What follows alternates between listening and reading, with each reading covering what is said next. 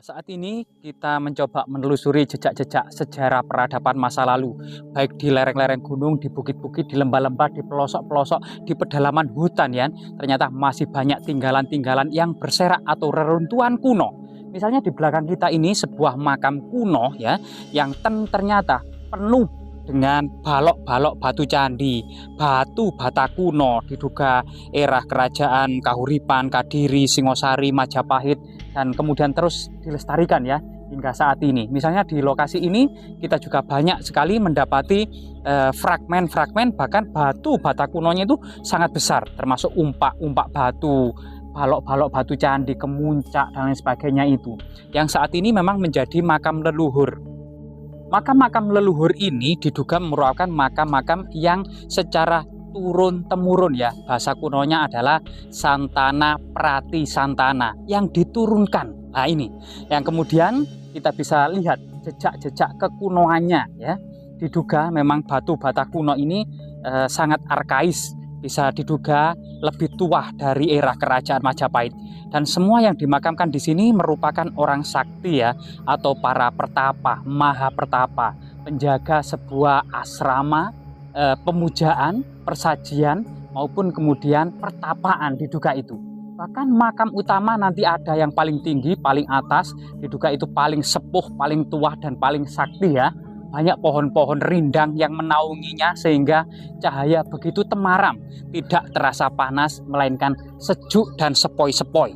Nah, disinilah kemudian diduga ada 12 ya, 12 orang sakti yang dimakamkan di sini. Nanti kita bisa lihat di sana ada di atas ini ada 4 buah makam orang sakti. Kalau di bawah sini ini ada 3 buah makam orang sakti, 4 juga kelihatannya di sana ya, berarti 8. Tinggal kemudian kalau 12 berarti tinggal 4 lagi. Coba kita cari ke lokasi yang lainnya ya. Di bawah pohon mundu ya, pohon mundu yang diduga pohon mundu ini usia ratusan tahun. Buahnya itu berwarna kuning, yang ini memang agak busuk gitu ya. Yang ini kesukaan binatang-binatang dan ini bisa dimakan. Buah ini cukup langka gitu ya, warnanya kuning, aromanya segar dan manis gitu ya. Nah ini coba kita taruh di atas batu ini, mungkin ada hewan-hewan yang memakannya. Ya seperti ini adalah dalamnya, ini pun masih mentah sudah dimakan oleh hewan karena rasanya begitu manis, kesukaan hewan-hewan.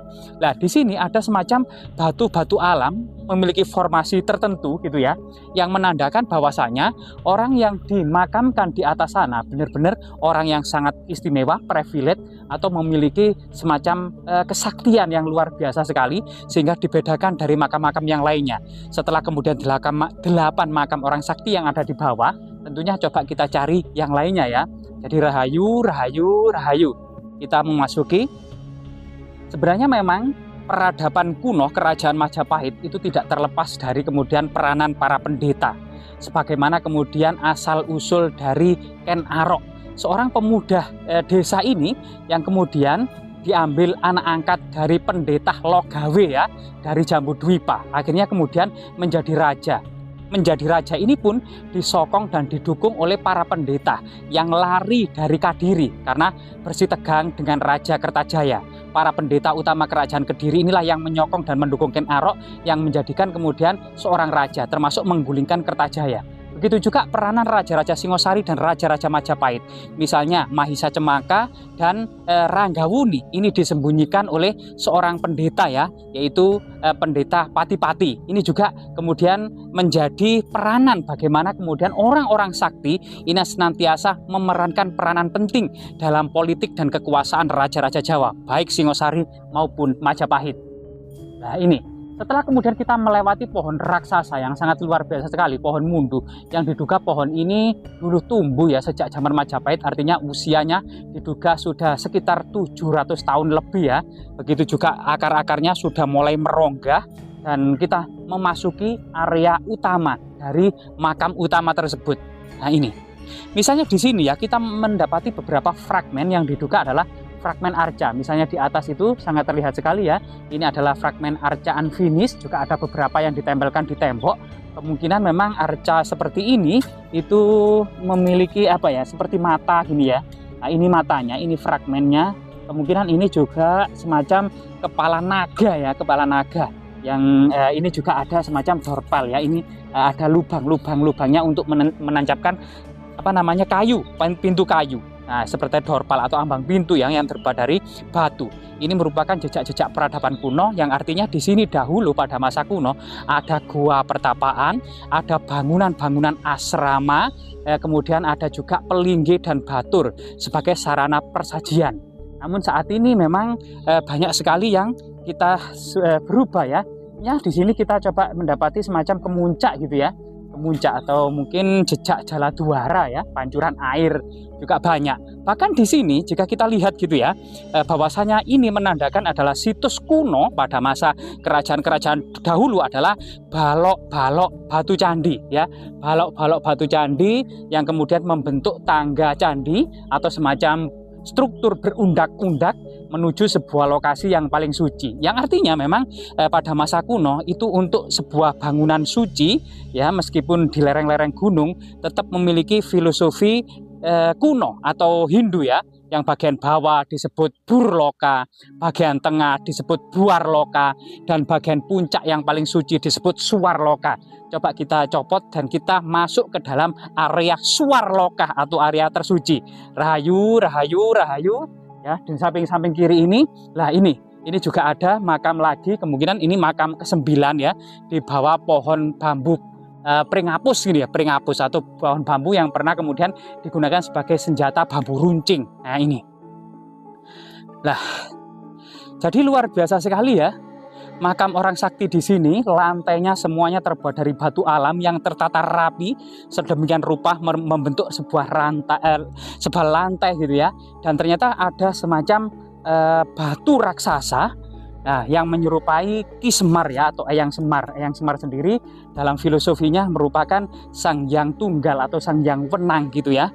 Yang kemudian ternyata dewa-dewa seperti Siwa, Brahma, dan Wisnu ini juga berada di bawah kendali dari sang yang tunggal. Sang tunggal ini diduga Tuhan atau dewa tertinggi ya pada masa-masa peradaban kuno, termasuk dalam pewayangan. Dan selain pohon juhud raksasa ini, kita memasuki area paling suci atau Swarloka, dan ada makam sepasang ya, masyarakat mengenalnya dengan Mbah Suroh Punyo. Nah, Mbah Suroh Punyo jadi berasal dari bahasa Sanskerta yang memiliki asyura ya, jadi sesuatu yang sangat-sangat keramat. Coba kita masuk. Nah, di sini ada batu bulatan juga ya. Batu bulatan ini kelihatannya juga semacam batu bulat ini ya, semacam dolmen ya, atau kemudian batu silindris ya, memiliki makna yang cukup kental dengan filosofi kekunoannya ya, yang pernah dianggap keramat. Coba di sana kita memasuki area makam ya, yang ini memang ternyata lantainya semuanya terbuat dari batu alam yang sangat alami dengan nuansa era kuno ya, masyarakat kuno. Lah di sini coba lihat nisannya, kemungkinan ada inskripsi. Kita sowan dulu ya. Jadi sowan kepada Mbah Suroh Punyo ya. Jadi rahayu, rahayu, rahayu. Bahwasan garoki Mbah Suroh Punyo bisiril Fatihah yang dibilang masyarakat. Iya. Kedua makam ini diduga memang makam suami istri dari Mbah Suroh Punyo ya, sosok yang menurut cerita tutur yang berkembang di masyarakat merupakan orang yang paling sakti, semacam seorang maha pertapa yang senantiasa memiliki amanah untuk menjaga gudang pusaka yang ada di sebelah sana ya, memiliki amanah untuk menjaga gudang pusaka era kerajaan-kerajaan kuno. Dan Mbah Suroh Punyo ini selain dikenal sakti gitu ya, juga dikenal ahli pengobatan dari lereng Gunung Penanggungan ini ya, atau lereng Gunung Welirang ini ya. Jadi obat-obat yang digunakan adalah rempah-rempah herbal dari tanaman yang ada di hutan ini gitu ya. Sampai saat ini kemudian hutan ini pun penuh dengan tanaman-tanaman obat ya. Seperti di sana tadi kita lihat ada Dewandaru gitu ya, yang sebelah sini. Ada kemudian itu mahkota dewa gitu ya. Ada bahkan rempah-rempah, kita lihat tadi di hutan-hutan juga banyak kunyit, banyak temulawak gitu ya, banyak lempuyang, banyak sekali. Bahkan pohon pule dan pohon-pohonan juga banyak. Ini artinya kemungkinan memang tanaman-tanaman tersebut itu merupakan sisa-sisa dari tanaman-tanaman pengobatan yang pernah ditanam oleh Mbah Suroh Punyo. Jadi ini diduga makam Mbah Suroh Punyo dan istrinya. Coba kita mungkin kita mencari inskripsi yang ada di nisan ini. Nisan ini sangat sederhana ya, bahkan di sini berbentuk gunungan atau segitiga yang diduga memang gunung itu tempat bersemayamnya arwah-arwah leluhur. Termasuk di sini itu juga ada pipi yang biasanya untuk menulis inskripsi di sini, tapi kita tidak mendapati. Di sana juga ada bagian pipi, dan di sana juga bagian kemuncaknya juga berbentuk segitiga yang mengingatkan pada segitiga tumpal atau gunungan ya. Jadi gunung pada masa kuno, terutama pada masa kerajaan Majapahit, memiliki peranan penting. Ada semacam jalur ya, jalur kuno dari Trowulan menuju ke Gunung Penanggungan itu sekitar 7 km. 7 km dari kemudian lereng Gunung Penanggungan sampai kemudian kota Trowulan ini diduga ada semacam jalan suci yang disebut dengan para pejalan Tirta Yatra, yaitu membawa air suci, atau Dharma Yatra, yaitu jalur pejalan suci. Karena memang peranan gunung yang ternyata baik di Gunung Penanggungan maupun sekitarnya ini banyak sekali kita dapati struktur punden berundak-undak, gua-gua pertapaan, persajian, pemujaan, asrama kadewa guruan yang diduga pada masa kerajaan Majapahit ini semacam akademi era kerajaan Majapahit, tempat para bangsawan muda, para pangeran muda menimba ilmu kepada seorang maharsi, Mahapertapa, termasuk diduga juga menimba ilmu kepada Mbah Suropunyo di lokasi ini. Kemudian ketika ilmunya sudah mumpuni, ada istilah turun gunung, yaitu turun dari lereng Gunung Penanggungan menuju Trowulan untuk mengabdikan diri kepada kerajaan Majapahit, menjadi pejabat tinggi kerajaan Majapahit, atau menjadi prajurit, atau menjadi para pendeta kerajaan, atau berbagai macam jabatan-jabatan teknis strategis, termasuk jabatan-jabatan magis religi yang ada di kota Trowulan. Kemudian juga ternyata lereng Gunung Penanggungan ini juga menjadi tujuan para pensiunan kerajaan Majapahit. Karena di dalam kerajaan Majapahit itu ada semacam tradisi ya, tradisi sosial religi yang dikenal dengan catur asrama, yaitu yang pertama usia anak-anak mencari ilmu sebagaimana yang kita jelaskan tadi, yaitu para bangsawan muda, para pangeran muda itu menimba ilmu sebanyak-banyaknya. Guna kemudian tahapan yang kedua yaitu grehasta, tahapan berumah tangga, menduduki jabatan di tengah-tengah kerajaan Majapahit. Yang ketiga adalah wanaprasta, yaitu ketika sudah kakek-kakek, ketika anak-anak dan cucu-cucu sudah mulai mandiri gitu ya. Kemudian usia pensiun ini kembali lagi ke Gunung Penanggungan, Welirang, Arjuna, Anjasmara, guna kemudian menyempurnakan catur asrama, guna kemudian meninggalkan seluruh gemerlapnya duniawi untuk fokus memperdalam dharma.